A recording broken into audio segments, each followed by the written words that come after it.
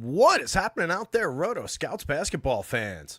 Welcome to a Thursday, excuse me. Lost a day in there. Thursday show.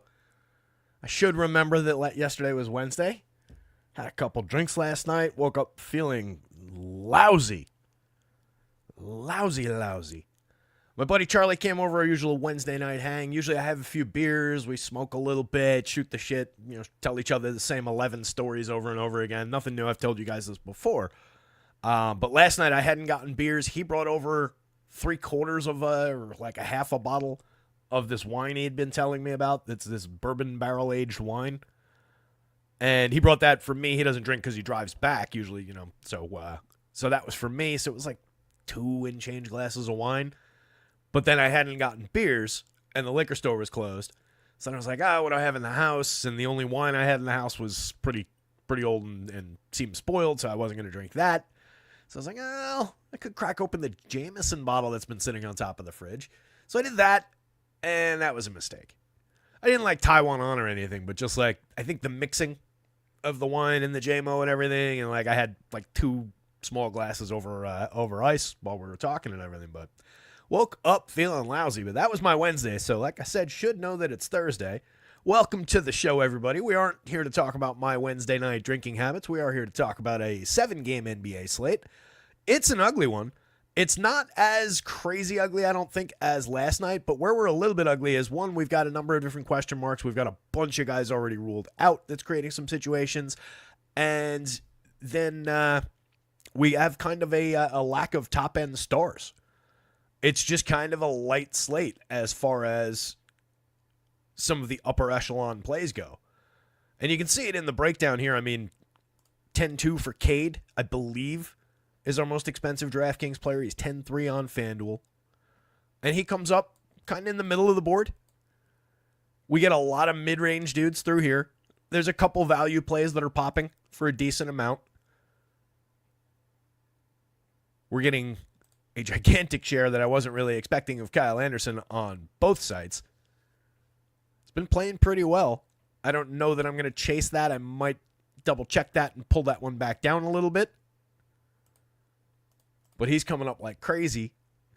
But it's a lot of mashing together mid-range pieces, and that never really necessarily makes for a great pre-lock environment to talk about a slate, because you get to the point where it's a lot of guys that are going to look are who they are kind of a spot where it's just which one gets there, which one doesn't. And I know that is the nature of the game, more often than not, but usually we're dealing with at least, 1 or 2 of the 1.5 per minute plus types.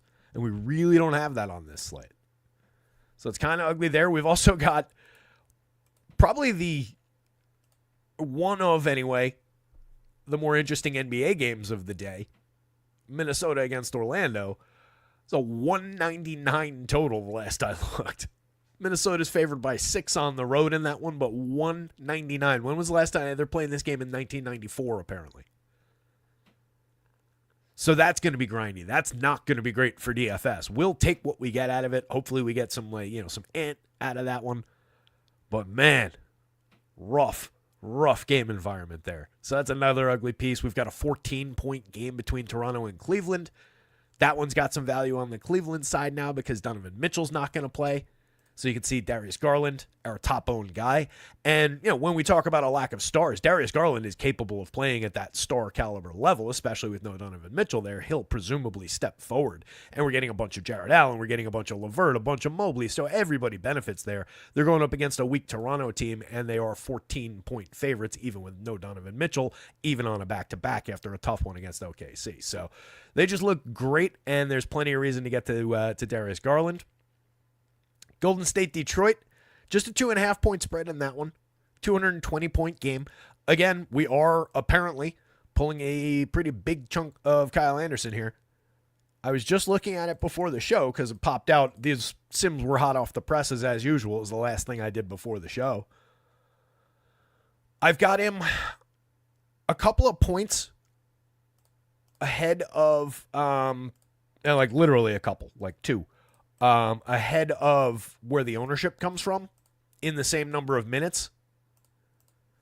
So that means they're essentially at, it's more like 2.5, I guess. So they're taking him and putting him essentially at last year's rate, which I don't think is completely nuts. We do have a fairly long history with Kyle Anderson of playing more in that range. But I've got him more around this year's number. I wasn't at the full one. Whoops. Hit one undo too many. But I was at 0.98 on DraftKings. So, essentially what he's put up this year. You could pull it down. I might pull it down slightly. Again, we're talking about the difference of a point and a half, 2.5 points. But it will make an impact on what that ownership looks like. Just to throw that out there to start with. But let's say hi to people. I'm just kind of jumping in as I'm talking this through to open the show here. Just kind of dove right in. Let me actually also pull up the most recent version of this Vegas board because things might have changed in the last hour or so since I last updated the sheet. So 234.5 between Toronto and Cleveland. Cleveland favored by 14. Golden State, Detroit. Detroit favored by 1.5, 221. Also, basically in that game, everybody that's relevant from Golden State, literally like their 10 most relevant players, are all either out or questionable. So there's obviously a lot of opportunity there depending on who plays. Minnesota and Orlando is at 199. Minnesota still favored by 6. Portland at Dallas, still no Luka, no Kyrie. An 8-point game there. 220-point total. Dallas favored by 8 in a home game against a pretty bad Portland team. Houston and Memphis. Tight one there at 1.5. Memphis favored by 1.5 at home against Houston, but we're not really sure who's playing from Memphis and who isn't. Their usual ins and outs are a total mess. 232.5-point total. Very appealing game environment. Atlanta, Phoenix. Phoenix favored by 6 in a home game. 238.5-point total. Some star power in that one if we're considering Durant, Booker, Beal, Trey on the other side of that one. So that's an appealing game, and that's probably going to be one where we're looking to get to some of those players in a very strong game environment. 238.5 is the high point of the entire night by 4 game points. So that's a definite one to keep your eye on. And then round things out with Miami and Utah, kind of a lower end game, but definitely one we're going to take some pieces and parts, especially with all the missing things from Utah. 5.5-point game in Miami's favor on the road, still with no Jimmy Butler serving his suspension and probably never going to play for Miami again. But they're looking all right against the terrible, terrible Jazz. 222-point total there. And then if you pulled the schedule early or whatever, the final game of the original scheduled day was in Los Angeles, and that's postponed. So don't worry about that. But Cujo, what's going on, buddy? Good to see you. Hope your day's going well too, pal. As always, Andy's here. I'm a loser till I win the Millies here. Kenneth Woodhouse is here. Jack Koff. Tim McBee, glad I found your channel. It's been a minute. Welcome, buddy. Glad you found the channel, too. We got a Discord. We got a website. There's everything going on. The site, for people who are not familiar, is rotoscouts.com. Have projections for NBA, NFL, and NHL right now. Basically doing all 4 major sports. I just dropped the link to the Discord in the chat. So all 4 major sports, MLB in another 80-something days before opening day, and spring training will be here before we know it. Which reminds me, we're now doing my little countdown here. Can't miss that. 32 days until pitchers and catchers. Essentially a month away from the return of professional baseball. So I'm excited about that. But the point is, access to all of it. No per sport fees, no nothing. Under $1 a day, weekly, monthly, quarterly plans available. Scales down a little bit the more of a commitment that you make, but start out on a weekly. Check it out. It's less than $7 to get from here to next Thursday. Not too bad. Includes a lot of football playoffs over the weekend, every NBA slate, every NHL main slates between here and there. That's the plug. The site running the Sims in the background is acemind.io. I also encourage everybody to check them out. Promo code ROTOSCOUTS, all in caps, gets you 20% off your first month over there. Who does Dyson Daniels guard? Not sure, but whoever it is he's gonna give him trouble. He is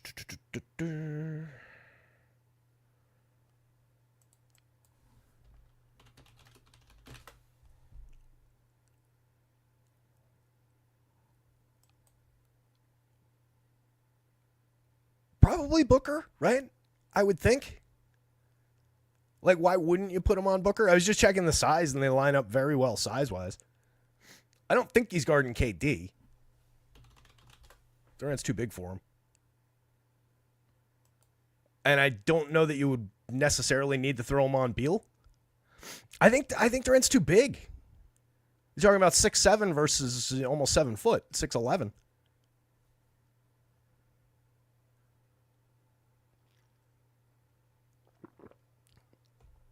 But either way, I mean, I don't tend to sweat individual defensive matchups. That's why I didn't just have a good answer off the top of my head. My assumption would be Book.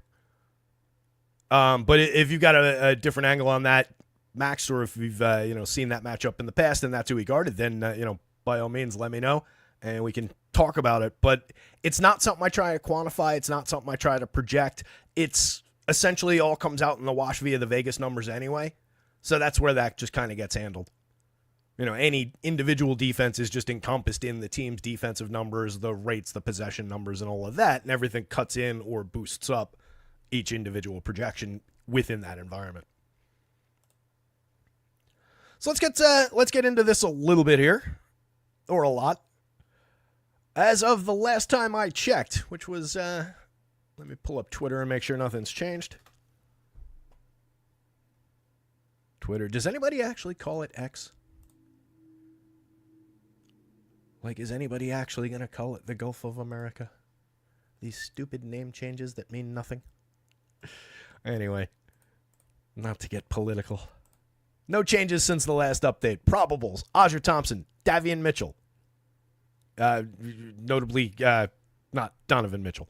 Very important to distinguish between those two players. Different teams, obviously, but don't get mixed up. Donovan's out. Bogdan Bogdanović is probable. Trae Young is probable. Tyler Hero's available. Colin Sexton is probable. Your questionables. Here's all the Warriors. Steph Curry, Draymond Green, Moses Moody, Dennis Schroeder are all questionable. And then adding on to that, Kuminga, Gary Payton, Brandon Podziemski, and Andrew Wiggins are all out. So, like I said, 10 very relevant Warriors are on this list. Remaining questionables, Paolo Banchero is technically questionable. I do not expect him.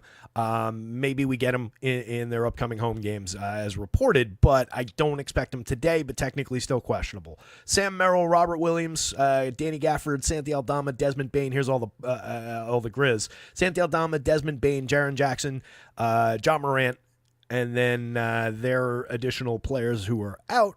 Well, we'll get to it. They've got their usual complement of guys out. G.G. Jackson, Marcus Smart, Vince Williams Jr. all out. Onyeka Okongwu and Josh Richardson also questionable. And then the outs again, Kuminga, Gary Payton, Brandon Podziemski, Andrew Wiggins. Then Jaden Ivey is going to be out for a while. Rob Dillingham's out. Gary Harris, Jalen Suggs, Franz Wagner, Mo Wagner all are still out. And again, Paulo most likely still not playing. So the Orlando team will look a lot like what it's looked like recently. Agbaji's out. Donovan Mitchell's out. Jeremy Grant, Matty Thybulle both continue to be out. Luka and Kyrie both continue to be out. Markieff Morris is out. Tari Eason is doubtful still, or again. I don't expect him. Jabari Smith remains out. Reed Shepard is in the G League. G.G. Jackson, Marcus Smart, Vince Williams Jr. are all out. Kobe Buffkin, Jalen Johnson, Larry Nance Jr., Cody Zeller, Royce O'Neal, Jimmy Butler, Kevin Love, Drew Smith, Jordan Clarkson, John Collins, Keontae George, Taylor Hendricks, and Bryce Sensabaugh are all out for Utah, so that value in Utah still is kind of there. Banchero officially ruled out. Thank you, Doug. Hadn't seen that pop up yet. Looks like Bogdan got downgraded to questionable just now. Wanted to watch there.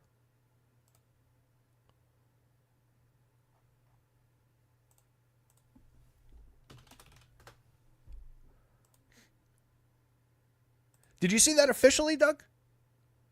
I'm just looking at the, let me see. He's questionable as of the 4:30 on the official injury report. So, again, I fully expect him to not play today. That was basically all the reporting. He's been for the last week, like, not questionable. He's been out but returned to conditioning on the report. And then as of yesterday or 2 days ago, they were reporting he's going to be back in the next few games. And then word yesterday was playing over the weekend. Yeah, don't go by RotoWire. Just in every situation, you don't want to really go by RotoWire. They're decent for their NFL boards, their depth charts. things like that. But you really don't want to rely on them for like critical breaking news that much, especially with the NBA. When we get every hour on the half hour, we get the official injury report right there. So I just shared the link to where the official injury report is. So I just go by that. And then the best follow, in my opinion, for injury news is Underdog. They're really on the ball. They catch it often before the news comes out and the injury report. They'll have it 2 or 3 minutes before that. Not sure how they pull that off, but they do. And they're very reliable. They just basically report what's in the injury report. They'll occasionally report different, reliable beat reporters and coach speak, but they're very, very good. So that's usually who I go by. But yeah, RotoWire notoriously a little bit messy as far as ins and outs with that, as are the FanDuel and DraftKings ins and outs boards. You really don't want to go by the sites. But again, Paolo almost certainly not playing today. Let's get into some of the positional breakdowns. Same slate on both sites as far as the games involved. So we do go by DraftKings positioning here, and we're sorted as usual by our DraftKings exposures. So starting things off among guards, Darius Garland, again, just looking absolutely fantastic. He's having a great year anyway. 1.17 per minute. That's up from 0.97 per minute last year on FanDuel scoring. And it comes with less than a percentage point bump in usage, 24.9 up to 25.8. Darius Garland is just good. 63% true shooting, 29.6% assist rate. No Donovan Mitchell today. We've seen this Cleveland team so much with everybody healthy. We haven't really had this scenario recently where one of them doesn't play and everybody kind of spikes a little bit. So looking forward to getting plenty of Darius Garland. 74-73 is just not accurate to what his upside looks like today. 5.64 value on FanDuel, 5.93 on DraftKings. On FanDuel, that is our top value guard, or a top point per minute guard, however you want to express that. On DraftKings, it's not, because you've got $4,100 Karis LeVert from the same team pulling a 6.7. You've got $3,300 Ty Jerome from the same team pulling a 7.29. So DraftKings a little bit more loose with some of those $3,000 prices. Again, you've got Buddy Hield on the board at $3,600, 26-minute projection pulling a 6.82. So you do have a couple of value guys, but we're really not getting exposed to those guys today. And this, I think, ties directly into what I was saying at the top of the show. We don't necessarily need the $3,000 value guys today because there is not that many $10,000 guys, $11,000 guys to pay for. So these guys they're getting into a few lineups, but normally a $3,300 Ty Jerome with a 7.29, he'd be up here. He'd be in dark green at the top of our board with 50% ownership. And we just don't need it as much today. Yeah, we're getting Karis LeVert in that spot, but he's 41. I mean, that's a pretty big difference price-wise. He's playing as the value square. Could you swap Ty Jerome into that spot at point? Take the $3,300 option instead of the $4,100 option? Spend that $800 getting to two of these guys instead of just one, and then, however you break it down, paying up in other squares? You can, and those are the shares that I think that Ty Jerome's picking up with his 3% here. But that is not coming up as like a mandatory must-have value, and that's crazy when it's a 7.29 value score. Again, normally that'd be up in this territory.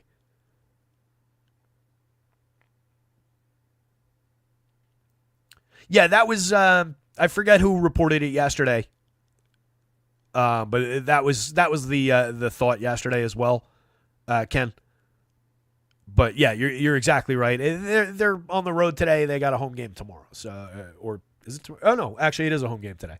Excuse me, I misspoke. But it's also a home game tomorrow. Right? I do have that right.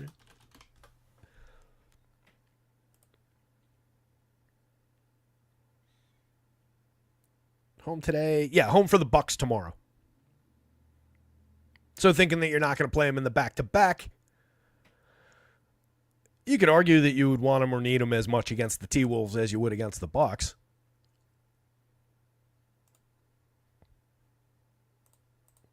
But give him the extra day, let him catch up. But yeah, I would expect him tomorrow, as per the reporting. Amin Thompson. a nice big non-Cavs piece up at the top of the board. We're also getting a lot of Booker filling that star role. Again, a very appealing game environment between Atlanta and Phoenix. Bogdan's down here, but Bogdan went to questionable, so we might lose him entirely. That creates a 20-minute void for Atlanta. It would create a little bit, I assume, of a rate uptick. I'll have to check it for Trey, and then some of the other downstream Atlanta guys. So that's a spot to watch for sure. The reason I brought that up as I was talking about things up here is because Trey also fits that star level bill. He's 10-3 on DraftKings. He's 96 on FanDuel. So it's actually Trey that's the most expensive. I said Cade before, but Trey beats him out by $100. We got to more Cade at 10-2 than we got to Trey at 10-3. We've got plenty of room for both. But I do think Trey would come up a little bit.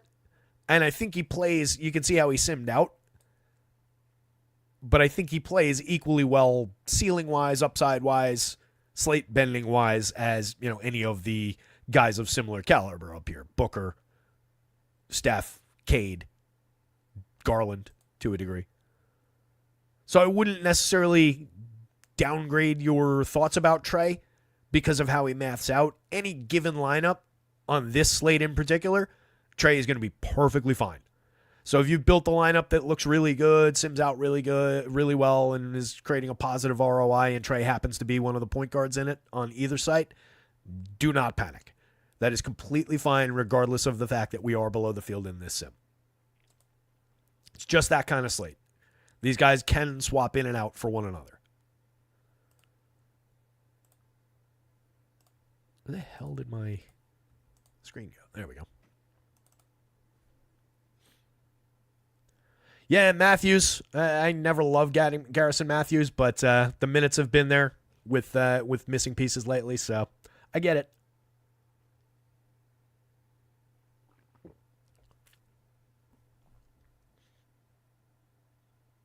This is a terrible line in Cleveland. Toronto should win this game outright. That's an opinion, Mamba. You think Toronto's going to beat Cleveland? Why? What makes you think that Toronto's going to beat Cleveland, buddy? I'm not disagreeing, but I am disagreeing, but I'd like to hear more and subscribe to your newsletter. We'll continue on while Mamba's typing his response. It's not impossible, but I mean, that even with no Donovan Mitchell, that Cleveland team is still fantastic.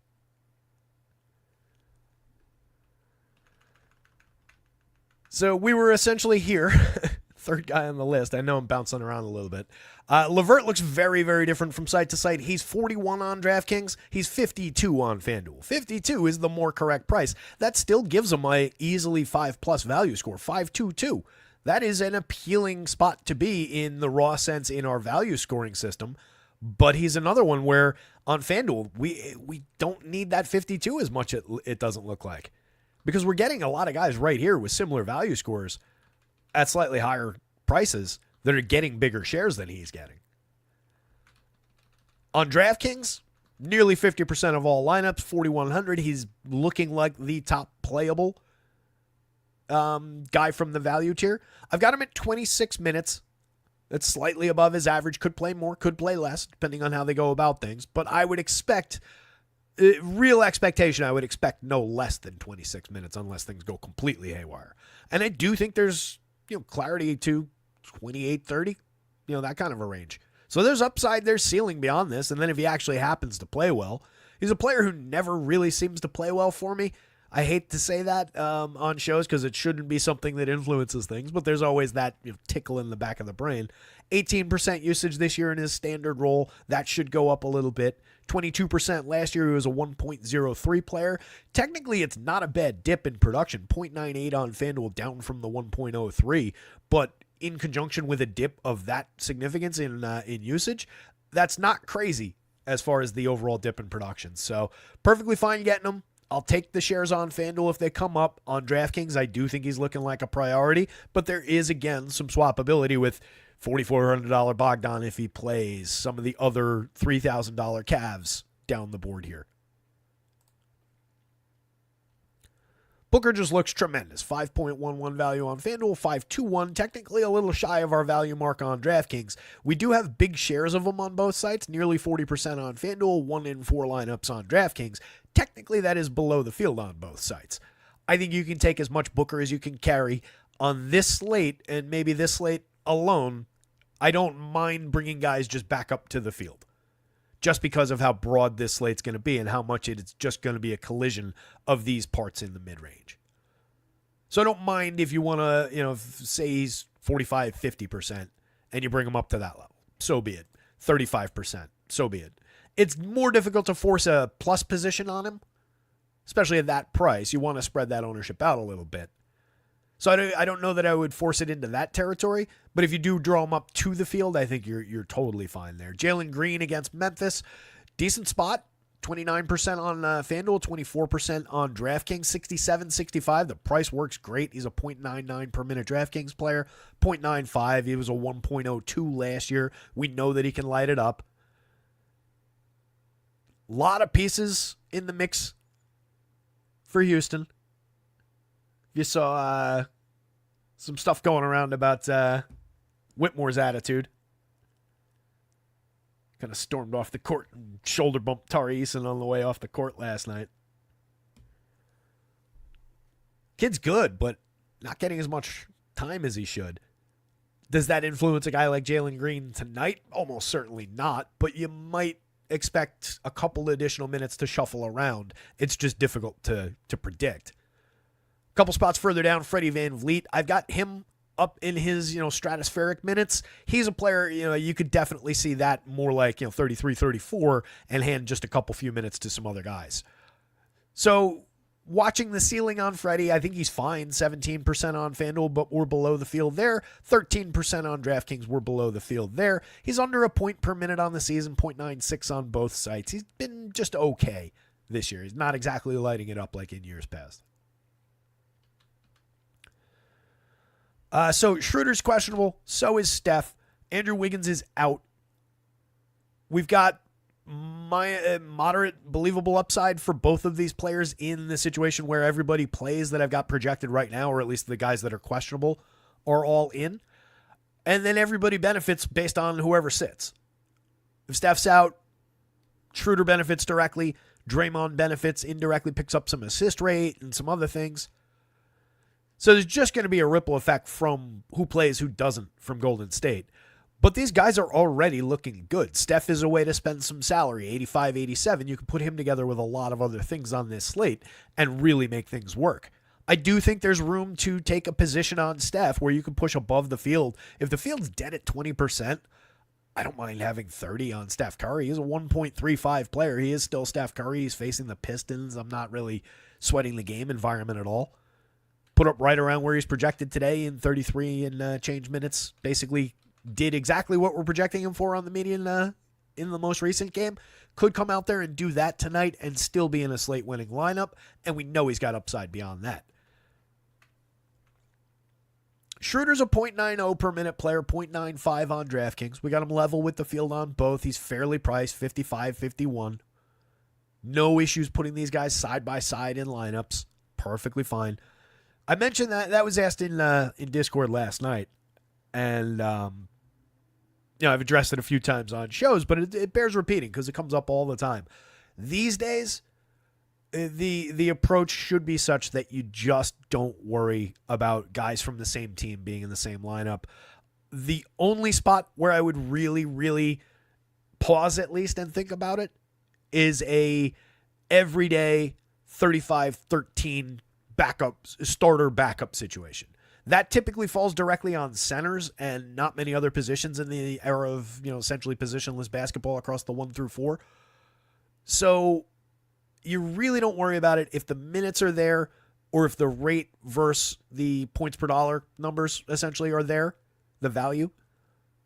Just play them. Don't sweat it. So the answer to can you play player X with player Y in this game in any format, whether it's single entry, whether it's 150 lineups GPP, or whether it's one lineup in a large scale GPP, the answer to that question is almost always going to be yes. It's fine. Play them. They just look good and the math works. You don't really need to sweat it. It's the same answer for the is X number of players from team Y too many or okay. The answer to it is always yes, that's okay. It's not too many. If they're coming up through sims, if they're coming up through the modern mechanisms with which we're doing this these days, you're perfectly fine. So really that question is kind of in the past. We can move beyond that question. I'm happy to answer it anytime, but again, my answer is almost always going to be, that's fine. Cole Anthony, looking like a piece still. 5,800 on DraftKings is coming up 19% of the time. That's level with the field, but we're well over our 5.5 value threshold. There's just a lot of those guys again on DK today. 66 on FanDuel, a little bit of a different story. We only got him 4% of the time. That's below the field. It's under our 5 value threshold. It's just when Cole Anthony's getting the minutes and he's projected to get the minutes again, he's typically putting up a pretty decent 1+ per minute. 39.4 FanDuel points in 36.6 minutes the other day, for example. When he's relegated to his bench role, he's not at all usable for DFS. But when he's getting 30+, he's appealing. I've got him at 35. Again, there is upside into the 36+ range, depending on what's going on. I know that doesn't sound like a huge difference, but when we're talking about a 1+ per minute player who's got the ability to play into the 2 range, every minute gets significant. So I definitely think he's interesting. I was looking at the wrong line. I've only got him at 30 minutes. I was looking at Cade Cunningham, a line above. I skipped over Cade. 30 minutes with upside into the 35-36 range is what I should have been saying there. So there is a significant ceiling on this projection. Even on FanDuel, you can believe in the ceiling a little bit, and if he ends up in 5% of your lineups, you're fine. But that pays the bills easily on DraftKings if he gets that extra time. Cade in 35 minutes, 12% of the time on FanDuel. He's one of the few star caliber players on the slate. 19% on DraftKings. We're below the field more gently on FanDuel with a lower raw total at 12%. We got nearly 20% on DraftKings, but a hard undercut to the field. All the Cade you can carry is perfectly fine. It's, again, we're just swapping parts around today. There is essentially no difference between Cade at 10-2, 50-point projection for a 4.99 value score, and Trae Young for 10-3, 49.95 projected, and a 4.85 value score. That is an identical play.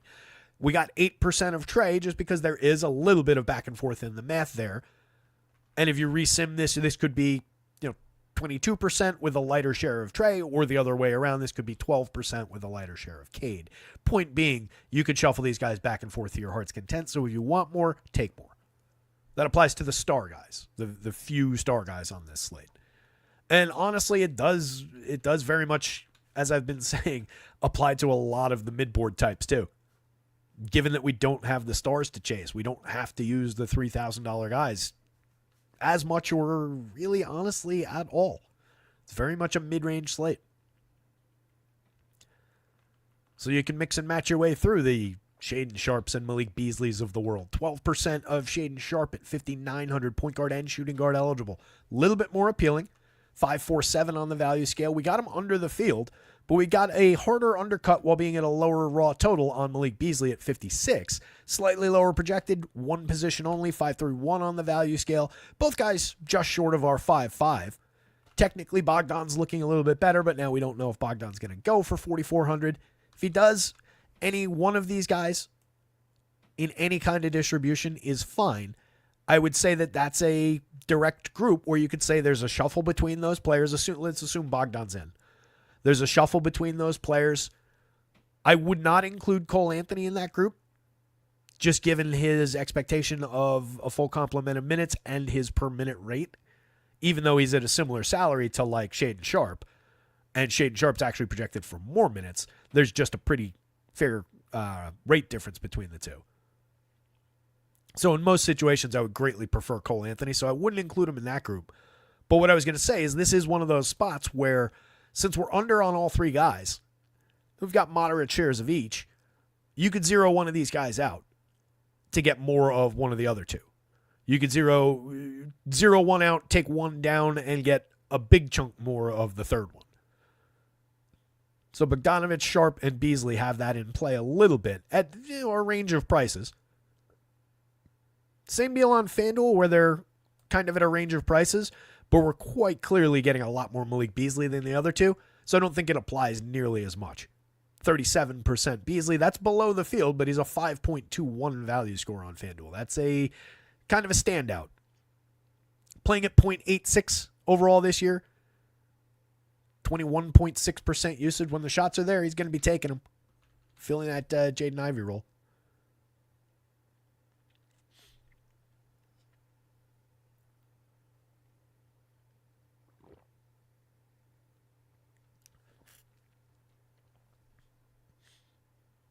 Doug wants the Cavs by 10 plus.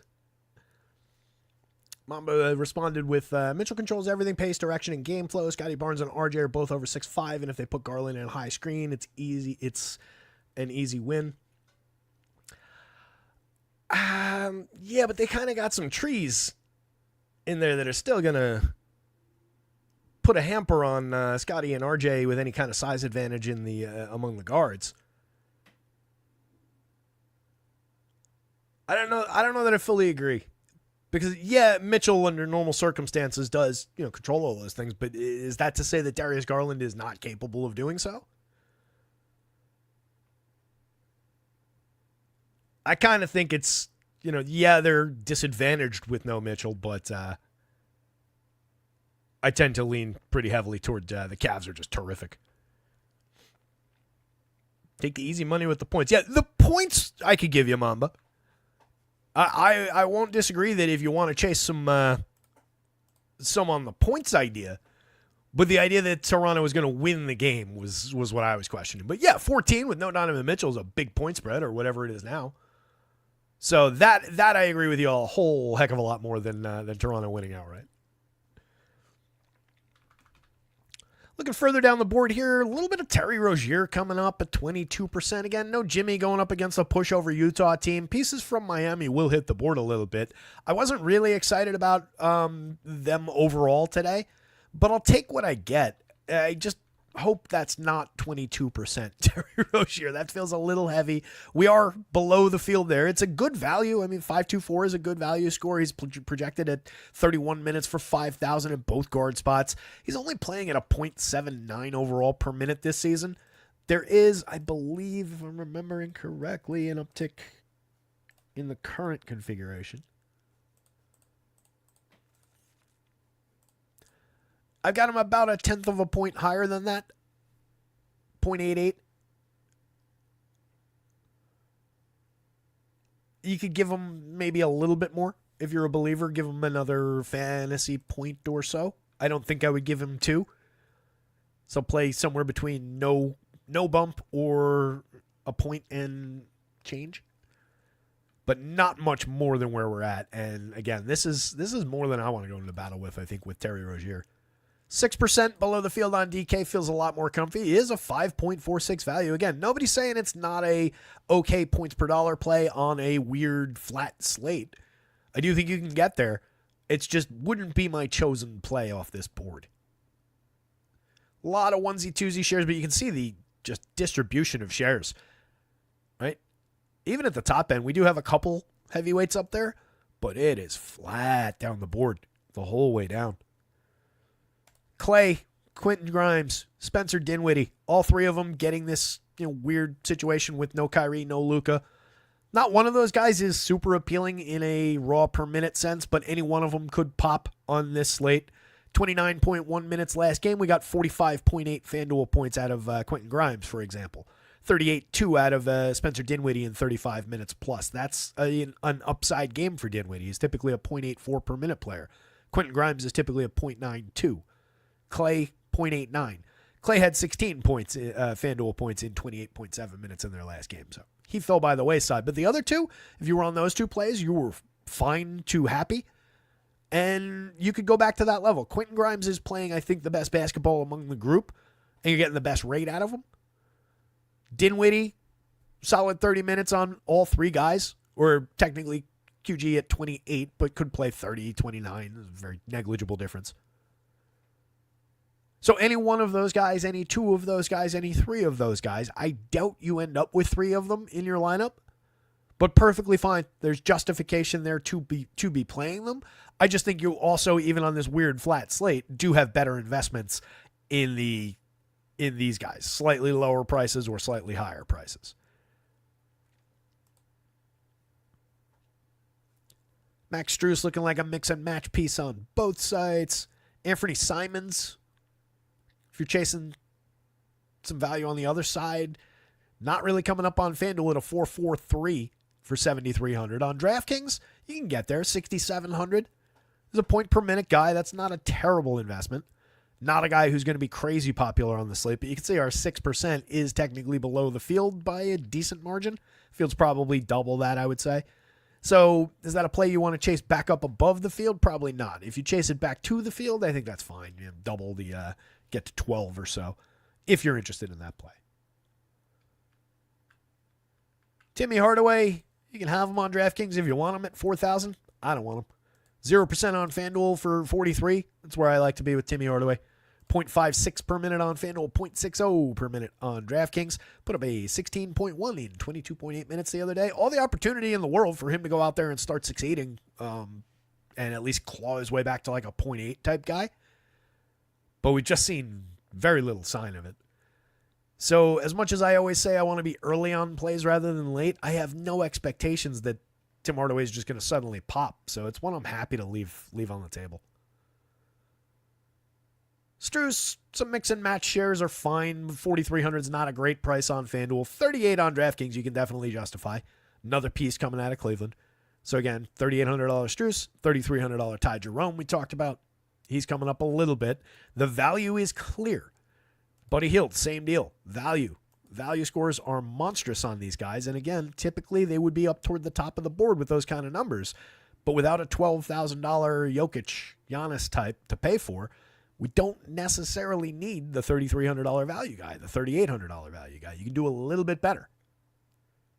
They're not unplayable, especially the ones projected for more minutes, where I think you can more safely step away, even with an absurd value score like that, is around the guys with a little bit of fragility of minutes. So like 18 minutes, even at 3,300, there is a lot of lanes where Ty Jerome fails you in that spot. There's a number of lanes where he succeeds pretty dramatically and gives you a great value play that you didn't necessarily need. But I'd be more inclined to step toward like Strus with a little bit more security of minutes. I'd be more inclined to step toward like Mo Moody with a little bit more security of minutes, if you're going to that tier at all. Mo Moody's essentially the same play, 3,300 on DraftKings. Shooting guard, small forward versus point guard, there's probably slightly more value in the point, given the 3% we got there and the 1% that we got there. But if you're just using the guard spot, you can bounce those two off one another to your heart's content. Moody looks like a good value play. And again, a little bit more security of minutes.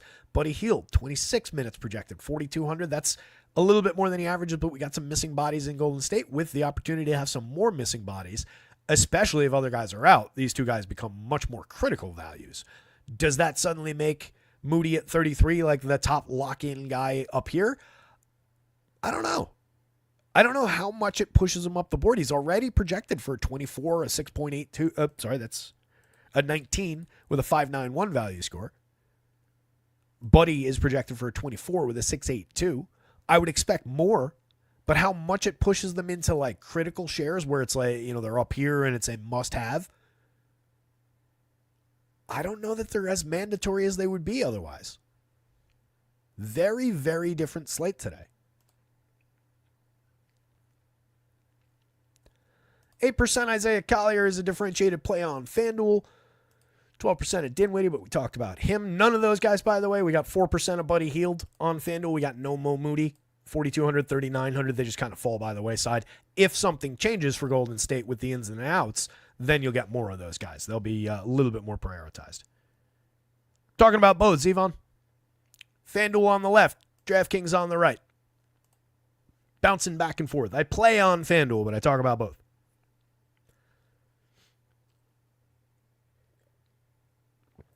Good to see you, by the way. Hit the like button if you haven't already. Hit the subscribe if you're new here. Check out rotoscouts.com. trying to be the most economical site and give the most value, the most bang for your buck, under $1 a day for access to all three of the current major sports, NBA, NHL, and NFL for the playoffs. MLB coming back around soon enough. Under $1 a day for access to all of it at Roto Scouts. I think we're through with the guards for the most part. Scotty Barnes, some mix and match pieces at 2% on FanDuel, 0% on DraftKings, 9,100, 8,700. I would say that Scotty falls into the category of guys that you can carry more shares of if you need them or if you want them. So does $8,100 John Morant, 9,100 on DraftKings if he plays. Anthony Edwards falls into that category. So we do have a collection of star-ish caliber players right here that we got none of. So as much as we're talking about, yeah, we can bounce around between shares of these guys and we don't necessarily need the 3,000s, I think that may be where they come into play, is if you're trying to force a couple extra shares of these guys. The value's not really showing for those guys, right? They're all mid-fours on both sites. But those are all guys with true ceilings. Ant is really interesting. Ja is really interesting if he plays. He's the best of the per minute in that group. 141 FanDuel, 146 DraftKings this year. Both of those guys are in pretty grindy defensive matchups, though, going up against Houston and Orlando, respectively. So while we're not sweating individual defense, that does have an impact in the game environment. It does have an impact on where the projection floats to. Same deal with Scotty. You're throwing Scotty into Cleveland. So yeah, to Mamba's point, is he bigger than Darius? Yeah. Was he bigger than Jared Allen and Evan Mobley? No. So I think there are justifiable reasons to have around, maybe not none, but play in the low end with some of these guys. Or if you're going to grab one of them, I would say get one, make that your position, and kind of forgo the other two. What I think you don't want to do is be flimsy about it and, all right, I want a couple shares of this one, a couple shares of that one, and a couple shares of that one. And now you're damaging is the wrong word, but let's go with it. Now you're damaging multiple lineups with those plays, where if you sink it all into one guy, at least you're creating a position on the one guy. Sink or swim, it's more viable that way because you've built up more of an angle rather than just being flat on everybody. I hope that makes sense. I'm not explaining it well. Dyson Daniels not coming up at all. Desmond Bane not coming up at all. Bradley Beal, Dante DiVincenzo. There are a lot of decent players down here that are just not coming up. It's the way that the math is knocking things out. I assume we're getting more spend at some forward spots. I'm going to put forwards and centers both on the board at the same time as we've been doing lately.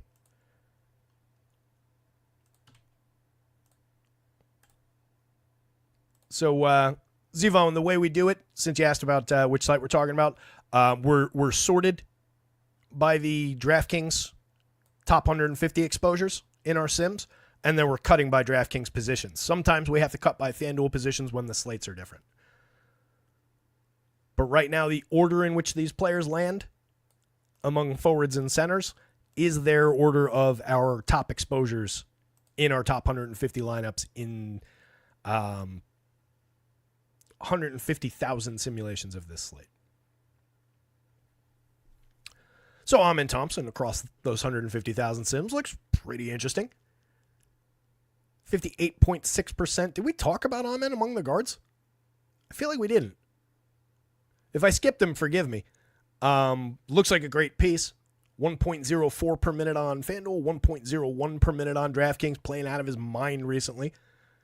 Solid 36 minutes projected. It's not, Memphis is not a bad team, depending on who's out there. Should be a good game, but he's coming up a lot at 79, 71. More than the field on DraftKings, nearly 60% of our top lineups on DraftKings. Nearly 40%, but a little bit below the field on FanDuel. We're getting more Jared Allen on the FanDuel slate, 44.6%. That's nicely above the field. It's not crazy above the field in a straight direct line up like Kyle Anderson apparently is over there. We talked about him at the very beginning of the show as a value square, and he's a $3,400 guy on DraftKings. What that means to me is if you're going away from some of these Kyle Anderson shares, maybe that's where you start considering some of those $3,000 Cavs guards right? And then you're just going from, yeah, you can book it on DraftKings, you can book it at the util spot, and we can make it a boring conversation. But if you're going from, forward to guard, or obviously power forward to, point guard or whatever, you're creating very, very differentiated lineups from what they otherwise would have been. So I do think that's at least an interesting pivot point for the slate. And again, you could take things away from Kyle Anderson in this projection. I've got him playing essentially at his current year rate, and he's been good this year when he's been on the court. He's only averaged 15 minutes a game. I've got him at 24 with the missing bodies. He played 26-7 in their most recent game, and to the point, put up a 31 on FanDuel. For the money today, that would be a dynamite score. I think over the years, we've all failed with Kyle Anderson. He's not the most reliable guy in the world, but we don't need reliability. We want this value. We want this upside. So I think it makes sense on both sides to have a decent amount. You don't necessarily need to have them in more than half of all your lineups on both. There are other guys in that value tier to pivot to, but among forwards, which is where it looks like we want that value more than at guard, not as many options. Right? A lot of these guys more highly priced, even these guys in the fours. So he's standing out at 34. You got to get down to here, $3,600 Haywood Highsmith. And there's a very, very big difference in the rate numbers, even if you're going to Kyle Anderson's last year rate. So he's among your more high-end guys from that value tier, 4,000 FanDuel, 3,400 on DraftKings. But going back to Jared Allen, going up against Toronto, I see no reason why he shouldn't just do whatever he wants out there. 116 per minute on FanDuel, 113 per minute on DraftKings. Very fairly priced, especially for this slate. On FanDuel, you get center and power forward, which is definitely helping him get into some of those lineups. Center only on DraftKings, but only 6,400 over there. That's a very low price. That's giving him a 6+ value score. We don't see 6+ as a lot, but lately with DraftKings messing with the pricing, we're seeing more and more of those. I might have to raise the value threshold on DK. I mean, 599, 580, 602, 614, 694, 614. That's so much value on the board. It's silly. I was saying it yesterday. It was worse yesterday. But it's just silly how much DraftKings has given us, and especially for this slate where you just don't really need it as much. Evan Mobley right there with Jared Allen. I wouldn't mind having them both in the same lineup. Again, the answer to that question is almost always going to be yes. There's no reason in the world that these guys can't succeed side by side for DFS in real life, et cetera, et cetera. To that point, 46.5 points out of Evan Mobley last night on FanDuel, 59.2 out of Jared Allen, and that was against OKC. Pretty good. 34% exposed to Evan Mobley on DraftKings, 36% on FanDuel. I'd be happy to take a few more shares and maybe build a little position above the field for 8,000 on DK. I don't know that I would chase it on FanDuel, considering I'm at 35%, and that's giving me a position. Yeah, it's a negative position on him, but it's giving me a position, which is all I really want. I think I'd be all right with that. I would even maybe consider drawing it down slightly, like 35, 32 as like a floor. TJD, another day of him landing in a ton of FanDuel lineups. Center and power forward eligibility is nice. Gives him flexibility right alongside the Jared Allens of the world, the Evan Mobleys of the world. 5.38 value score, getting him a ton against the field. 46% exposed in our top 150. Him, Kyle Anderson, Jared Allen looking like keys on FanDuel right now is maybe not the most comfy thing in the world, but TJD's been good in a per minute sense. 113 per minute, put up 36.4 and 35.4 the other day, getting the run that he needs to succeed. I've only got him at 28 minutes right now, but would see a little bit of an uptick depending on who's in, who's out. For 5,000 on DraftKings, he looks tremendous. A 6+ value score. We got him level with the field at 32%, but if you take more of them, there's nothing wrong with that.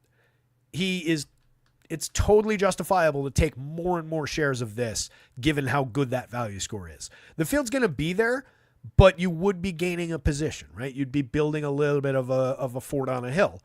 What you'd probably be sacrificing is some of your already below the field Najee Marshall shares, which, given the value difference, given the fact that we're already a little bit below the field on Najee at 21%, if you pare that down to like 15 and put it all at the same price into shares of TJD, I think that makes total sense. Same deal with $5,300 Imakez. 5.28 value score. It's not quite the 6.14 that we're getting from the center. 20% of him And yeah, there's a positional difference, obviously, but again, we've got Util to work with. So 20% of him, if you pare that down to 15, take both of these guys from the low 20s to 15 and grab yourself another 10 percentage points of $5,000 TJD, and now you've got a position on a very strong value. But again, there's a lot of those guys on the board today. So while I'm explaining how to do that or like what it could look like, I'm not necessarily like strongly advocating for that position. I hope that's coming across. And that's just a product of not me wanting to waffle on these plays so much as how flat this slate is. Najee on FanDuel, 28%, 21% on DraftKings. I'm happy to have those shares. I've got him at 29 minutes. He played exactly 29 in their last game and put up exactly 18 fantasy points. He's a 0.84 per minute player. Sees plenty of usage. Should honestly, my general belief is you should be able to outperform like 0.84, 0.85 if you're seeing above league average usage, and 19% is slightly above. I think the average is in the 18 still. But he's fine. He's getting plenty of run. He slots in right alongside like Dinwiddie, Grimes. So take him or leave him, but we can definitely get him in the 20, the 1 in 5 kind of range. Jaquez is harder to avoid. 5.62 value on FanDuel. He's getting into 44% of lineups, and that's level with the field. As always, especially with a player like him, I'd rather have a position than just be dead even, especially with that big of a share.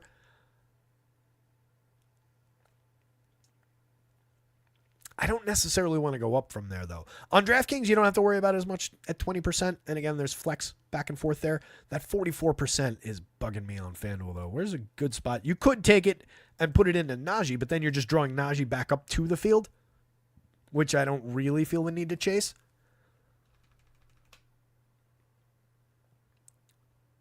If Bogdan plays, that's not a terrible alternative for 200 less.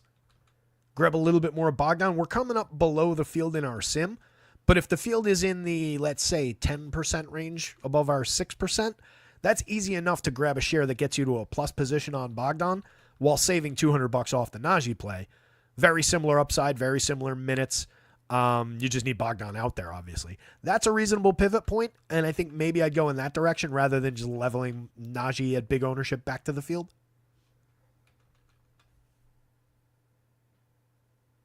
The Bogdan play on DraftKings is similar. 4,400 over there. Shooting guard, small forward. We got him 13%, a little bit below the field. Again, if he's out there, he's always a reasonable enough play. And there is definitely room for him to improve back to the 0.95 per minute guy that he was last year. Right now, playing at just 0.81. He's been out there for 16 games now. That rounding into form's got to get here. 28 minutes the other day. Put up a 13.7 on FanDuel. That'll kill you. Draymond looking like Draymond if he goes 15% on FanDuel, 16% on DraftKings, below the field on both sites, but easily playable, especially a slate like this. There's upside, there's per minute performance upside for Draymond. If you get no Steph, if you get multiple other guys out, Draymond could go up for rates. Typically when Steph's out, his very solid and underappreciated assist rate goes up a little bit. It's already at 25.4. Draymond's still a category filler. Monster facilitator. 53.9% true shooting, whatever, but a 10.3% rebounding rate. He can get it done across categories. Şengün, 14% for a 5 value score on FanDuel. I'll take that from my center all day long. One of, 2, 3. Actually, Pirtle's here too. There are a number of, there are several, I'll stop saying a number.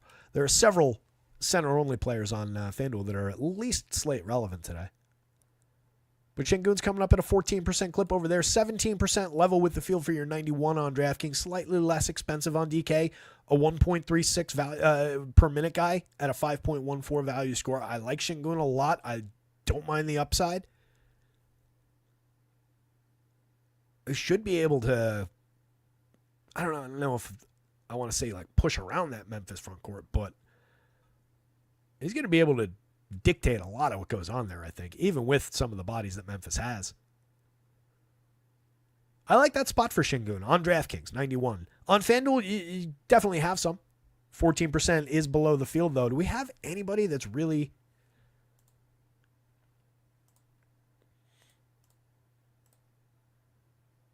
It's just kind of spread out. 16% of Capella, 17% of Kessler, 10% of Bam, 14 of Şengün, and then some mix and match through the guys with the forward eligibility. But nobody really pressing for center shares on FanDuel. We're probably getting a good amount of our Jared Allen and Evan Mobley's in the center spot.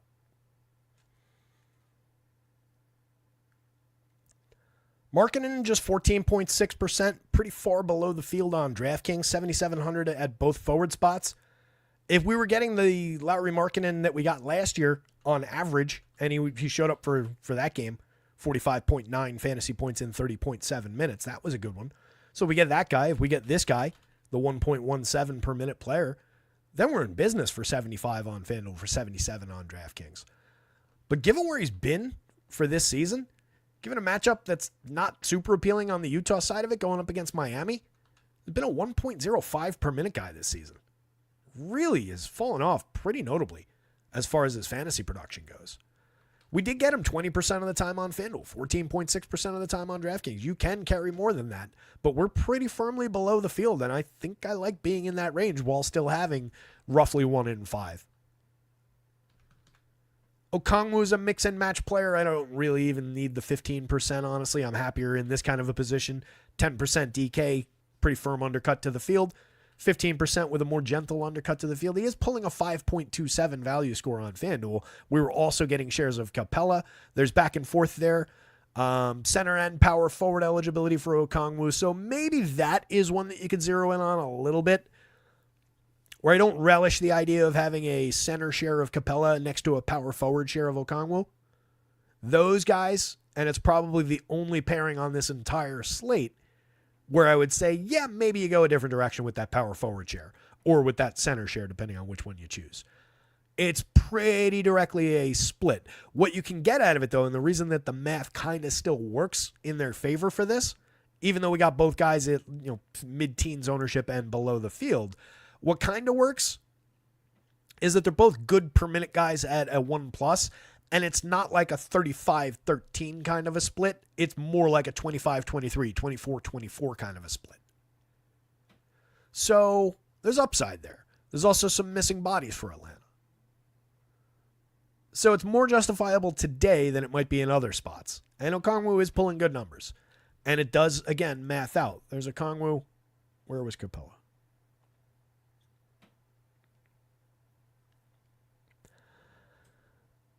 I knew he just can't. There he is. Right, so 16% below the field. I'd be more inclined to just kind of pick one and roll with it. Yeah, Disnobody, it's just kind of an ugly slate.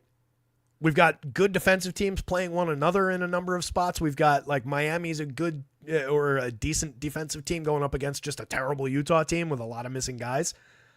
So there's not that much upside created on the Utah side of that. And then, like, Miami, everybody's kind of priced into their current roles without Jimmy, so there's no value created from that. Their value comes from facing a bad Utah team, but that only goes so far. The Houston-Memphis game is kind of grindy. The Minnesota-Orlando game is extremely grindy and the lowest game total of the entire season so far, sub 200. Literally, it's a 1990s game. So, yeah, it is not a great game environment overall. But we do have a couple targetable spots. That Atlanta-Phoenix game is a 238.5 point total with several star end players and some good role players. That one's a big target for me. 233.5 in that Houston-Memphis game does put at least some of the Houston guys on the board. And we talked about Jalen Green. We talked about Freddie Van Vliet. We talked about Şengün. We'll probably grab a couple more of those guys. Some of the Memphis guys I think will be fine. I'm not sure where they are necessarily in this mix. Notably nowhere near the top. Boy, maybe they're not fine. Here's Triple J. We got no shares of them on both sides. So, yeah, Memphis, a little challenging for the Memphis side of this one. One of the reasons there is, like, nobody typically gets projected into the mid-30s minutes. At most, they tend to play low 30s, and they spread mid-20s minutes across a large rotation. And then there's just so many ins and outs that it's difficult to put the pieces together when we don't know for sure. Doug, yeah, so that's part of it. Do we think Jackson and Bane play? I'd like to think so. But our Santi, Bane, Triple J, and Ja are all questionable as of the pre-show update. Coming up on 6 o'clock, we're going to punch out in just a couple of minutes, and we're going to get all that stuff updated and keep an eye on the news over the last hour so we know for sure. But right now, I think on the Memphis end, it's not as appealing. And we're getting, on the Houston side, though, you're getting a little bit of Dylan Brooks creeping through as a moderate value for a low-end fantasy point per minute type performer, 0.71 on FanDuel, 0.74 on DraftKings. But that's a guy who wouldn't necessarily be coming up any stronger than that in a better game environment. So he creeps through a little bit. But yeah, I think the most appealing game is easily Atlanta-Phoenix. Toronto-Cleveland, we're getting some pieces on the Cleveland side very clearly. Especially with no Donovan Mitchell. So Garland at the top, Allen, Mobley. That's our source of current upper echelon type players in a collection from the same team. Is that Cleveland team? They're on a back-to-back. They're already resting Mitchell. There could be questions, if they do get out to that big lead. What does the fourth quarter look like? Could get ugly.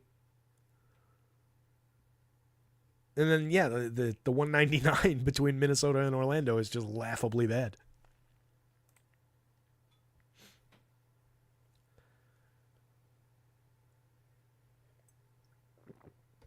Yeah, I'm with you, Doug. There are several pieces of kind of critical news still right now. Let's see if anything's changed. I know you guys have an eye on the news, but let me take a look. Last couple minutes of the show, hit the like button if you get a chance. All right, we got a couple big pieces in the last few minutes. Not a big piece, but Davion Mitchell is available. Daniel Gafford is available. Dennis Schroeder is going to play. Mo Moody is out. Draymond is going to play. Steph is going to play. So the only one we lost was the cheapo value guy out of that group. So Golden State going to look like an are who they are, kind of a roll across those guys. TJD will not change, but still looks good. Kyle Anderson, I might take that point and a half away from him now. I got to double check what that all looks like, but it's not a gigantic projection. And again, we've got him right around where he's been playing this year, but maybe that comes down somewhat, given that everybody's going to be there. Here's KD. We haven't gotten to him. 21% of them on FanDuel as one of our better pay-up options. He's only 9,000. He is still Kevin Durant in the most appealing game environment on the entire slate. Is a 1.21 per minute player, one of the true 30+% usage guys on the slate, one of the few true 30% usage guys on the slate. We only got him 9% of the time on DraftKings. He's a 5.0 value over there. He's technically slightly below our value threshold on FanDuel. But at a point on this slate, you're just going to be paying for some ceiling. And Durant definitely grabs that mantle. 1.25 per minute on DraftKings so far for the season. You can take more shares if you're leveling them off to the field at around 15%. That's fine. I think you could even push on DraftKings to get to the upper teens or into the 20s, depending on where the field is, to build a little bit of a position there. Durant is one of the exceptional ceiling players on the slate. Jovic, Highsmith, and Bam all coming up right next to each other right here because they're 9%, 8.6%, 7.3% on DraftKings. All three guys came up below the field, but that is, again, an advantageous spot for all of Miami in terms of Utah's just bad. Not a great game total overall. These guys are, again, kind of appropriately priced for the roles that they're playing right now. And Miami's just rough with minutes and the way they move guys in, move guys out, play a guy, start a guy, play him 18 minutes, and then somebody off the bench plays 32. They're annoying. The most reliable option here is most definitely Bam. 7% below the field on DraftKings, 10% below the field on FanDuel. We got closer to the field on 4% of Haywood Highsmith, but a bigger raw share of Bam, and Bam, again, much, much better than either of these two guys in the raw fantasy scoring sense. These guys are just kind of mixer values on DK. Again, on a day where you probably don't need the $3,600 Haywood Highsmith play. And Jovic at 47, you can have him, but under 10%, I agree with that undercut to the field. Timmy, we talked about already. Dylan Brooks, we talked about. Strus, Dean Wade, just other guys that are getting odds and ends shares from the Cavs. Again, $3,000 guys are kind of falling off the board, but if you get them in those roles instead of a share or two of some of these other types, perfectly fine. There's a lot of back and forth flexibility on this slate. Kessler's a play on FanDuel as usual, 7,100. He just scores better on the FanDuel scoring system than he does on DK. 66 on DraftKings. We got him 2%, an undercut to the field. Much more significant option on FanDuel where he's above a 5 value score, right around our threshold. Threshold 5.5 is what we're looking for on DraftKings. Playable on DK, but not your best option. Pirtle not coming up on FanDuel at a 4.5 value, 4.97. Got him into a couple lineups on DraftKings. Couple lineups of Nas, but there's upside there. If Nas, slips his way into a few more minutes, we know what the per minute can look like on the right day, but not a critical play today. Derek Lively, not critical. Juzang, no. Mo Moody is now off the board. So again, I will take a look at, the adjustment that creates a 24-minute void. So we'll see where those fall around the rest of the Golden State values. So I think from the lower end, you can expect some of the Golden State guys to float a little bit.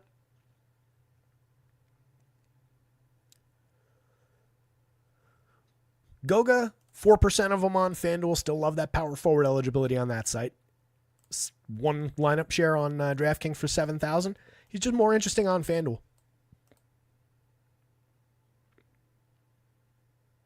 And then a couple outliers, 13% of Tobias Harris, who we can't stop from landing in FanDuel lineups lately. 6,200. The price is fine. It's just a 4.92 value, though. It's not even to our 5 threshold, and we've got just such an abundance of options. 0.89 per minute. He's not the guy he was last year. 20% usage last year, 0.98. He did get to a point per minute in his most recent performance. There is more for him to do with Ivy out and with changing roles in Detroit, but not the most appealing option on this slate. We're below the field. I'd be happy to be at 10 or 8%, have a few shares and let the field have the rest. Not relevant to the DraftKings slate in any way, shape, or form. Aldama, if he plays, not coming up on DraftKings, that looks like an undercut to the field, but a 0, that could be like a 2 or a 5. I don't think he's critical on either site. 1 share of him on FanDuel, not coming up really at all. Clint Capella, again, is a value on FanDuel, 5.48 value score for the 5,200 that we're getting. But the upside is just somewhat artificially capped in 24 minutes. He's capable of getting into the 30s, which kind of pays that salary. But what he's not capable really of doing is putting the 45 plus the 50-point night into your lineup. And on a slate like this, I feel like we need a little bit more success from that center spot, especially, again, given all the values that we can run through there. And that's it on the outliers. Onesie, twosie shares of Ryan Dunn, Santi, Tristan Da Silva, Reese Shea. That's about it. But nobody really significant or relevant down the board there. With that, guys, 601. Yeah, Zevon, we talked about Amin. Amin's right there at the top of the board. The most exposed guy among forward and center eligible players on the DraftKings slate is also guard eligible at shooting guard. 7,100 puts him at a 5.68 value. He's playing out of his mind lately. We got him above the field at 58%. It's gently above the field. If you want to grab more shares, I think there's justification in that play for that price, especially on a flat slate like today where we don't, again, have $12,000 guys to pay for. There's plenty of salary to just grab a lot of these mid-range types with success and get to a pretty broad spread of them. And you don't have to get super crazy about the low end, low per minute value types. It's a great slate for that kind of a build.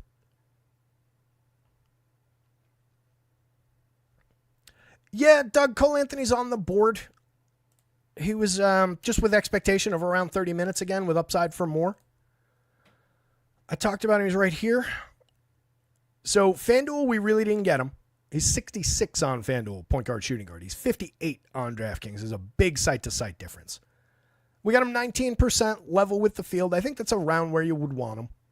But again, that's against a 30-minute projection. He played 36-6 in their most recent game, put up more than a point per minute. He's got that kind of a ceiling. He could play well, easily 32. And then every minute beyond that is just bonus. But I could see a very realistic world, and I'm sure people have him projected at 32 on other sites.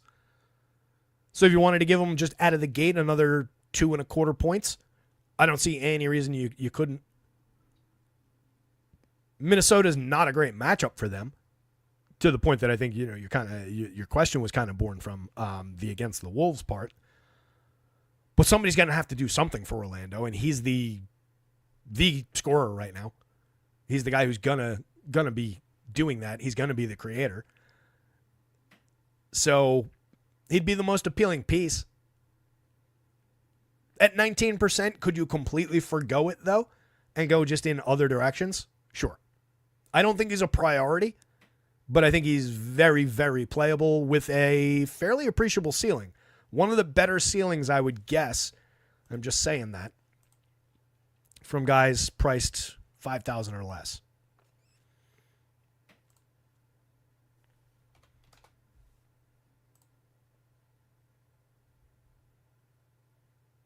He wasn't 5,000 or less, was he? Was he 6,000 or less? What did I just do? He's 58. 6,000 or less.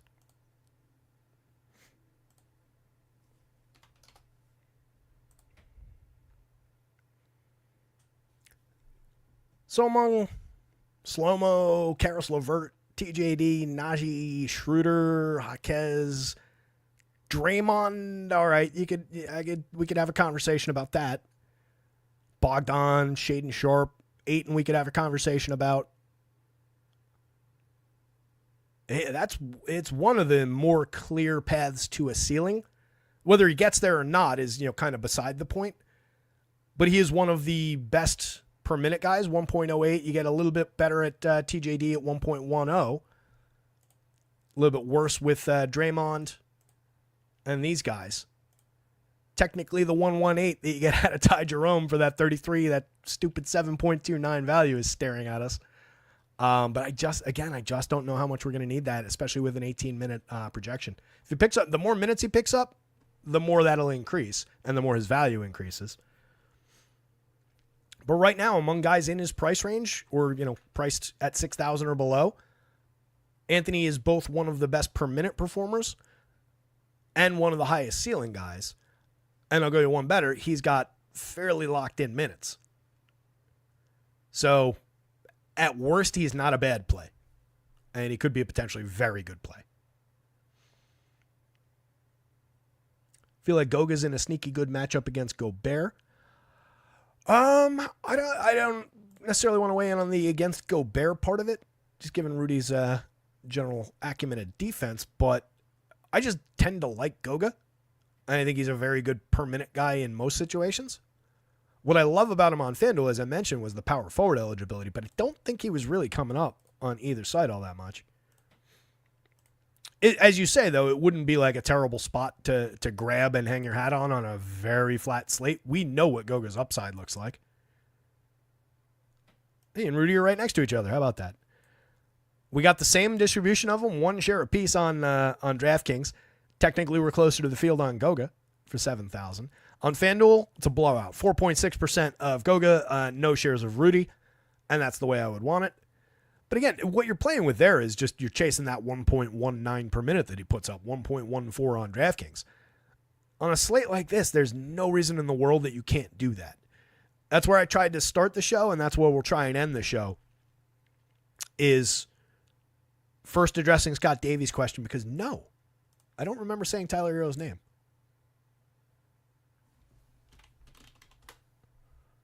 There he is. 24% FanDuel, only 1% on DraftKings. All right, that's a very, very different price. 9,000 on DK. He's just kind of falling into that bucket of Scotty Barnes, John Morant, Anthony Edwards, who are all down in this territory in the nines. And we got like none of those guys. Technically, we actually did get a couple shares of Tyler Hero. With him being the same price as these guys, he's at best interchangeable with any of those guys. And I think I'd probably rather have Ja or Anthony Edwards. But that's not to discourage Tyler Hero shares. I think he is competitive with those guys, even though he's at a 115 per minute. That is lower end than all three of those guys and significantly lower than a couple of them. But at worst, I think Tyler Hero is playable, and especially, everybody from Miami benefits somewhat from a matchup against just a god-awful Utah team. So he's on the board there. And then going back around to what I was just about to say, where we started things out and referencing that Goga question, this is a slate where a lot more of the slate has equivalent pieces. a lot more so than normal. This is an oddball slate, given the lack of a top-end guy, the fact that the value guys, the hard-hitting $3,000 guys, are not coming up as critical. That means that just interlocking parts from this kind of a price range. Yeah, there are a couple $3,000 and $4,000 guys up here, but by and large, you're dealing with 7s and 6s and some 5s as your cheapo guys, right? On a day where you get $5,000 guys as your value squares of the day, which is by and large what this slate is coming up as, that means there's a lot of movability, a lot of commonality across plays, where if you tweak a guy by a point in one direction or another, it can create an entirely different version of the slate. If you tweak Trey, 2 points up, he becomes a much more relevant play. Same deal with Ant, guys like that. Especially among the stars of this slate, the stars that are available, there's a lot of flexibility back and forth between those guys, because the ones that I used for the example earlier were there is essentially no difference between a $10,300 Trey, point guard only with a 49, nearly 50-point projection, a 4.85 value score, and a $200 Cade with a 50.89 projection, a 4.99 value score. That is the same play. We got to 19% of Cade and below the field on him, while getting only 8% and below the field on Trey. We're going in other directions in general at those positions. We're getting more of these mid-range and a couple of the value guys there. But that rams the point home about just this could easily have flipped exactly the other way, and we got 18% here and 9% there. And that swings on a point and change, which means once they hit the court, it's anybody's game. And that is more so than I would say about any slate that we've had this season ahead of lock. This right now is an anybody's game kind of a slate because of how many equal parts there are distributed across all of these different teams. Hopefully that makes sense. Hopefully that comes through. Ken, good to see you. Didn't mention Hunter, but not really looking like a piece at 64, 28-minute projection. But if he picks up a little bit of ground, if Bogdan doesn't go, then I could say that might get a little bit more interesting. But right now, I think that would only thrust him into, playability, like this kind of range.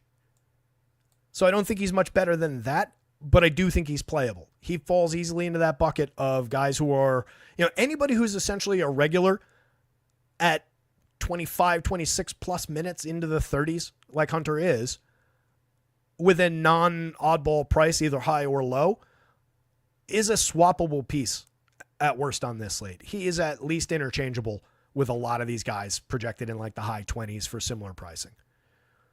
So it's not that he's not playable, but the way the sim runs, the way the math of it comes out, not showing a ton right now. Garrison Matthews not showing anything right now, but could gain a ton of ground, as somebody in the chat, I think it might have been Doug, pointed out earlier, if Bogdan doesn't play. That becomes an interesting play at 43. At 34 on DraftKings, I don't know that we need it, but it becomes a more appealing value play. He would just kind of be in the mix with $3,600 Buddy Hield and so on and so forth. Mo Moody's off the board. Actually, Buddy might get more interesting now that I'm thinking about that with Mo coming off the board. We'll have to see how that breaks down. 6-12, I got to get out of here. I got to get these projections updated. Holy hell. Let me punch out, guys. You absolutely rock. I appreciate all the likes. I appreciate everybody who signed up for memberships one last time. Under $1 a day for access to NBA, NHL, and NFL right now. All through the playoffs, we're going to be projecting every single game. We're going to be projecting every main slate for NHL and NBA the rest of the season. So check it out. Under $1 a day for access to all of it. And MLB is right around the corner. With that in mind, guys, good luck out there tonight. Somebody go win something. Share it when you do. Oh, I forgot. Completely forgot. Major congratulations to friends of the show. One, J187, old friend of the show, going all the way back to the Awesemo days. Took, I believe, first and second on DraftKings last night for like $150K. Not bad. And then Logan Grew in our Discord dropped a monster screenshot. Where is it? Oh, I'm in the baseball channel. That's why I can't find it. So congrats to J187, and then congrats to Logan Grew. Tied for first place on FanDuel yesterday in the big contest. Tied for $125K and a WFBBC ticket. $20,000 total value on that. Pretty solid day for some friends of the show out there. Neither one of them had a Roto Scouts logo on their handle. I get why that's the case, but congrats anyway. Love seeing people that we know win. Somebody go out there and win one with a Roto Scouts handle, and like I said yesterday, I'll carve out some kind of prize for you. But you guys absolutely rock. I will see you very, very soon. Probably tomorrow. Almost definitely tomorrow. Later, gang.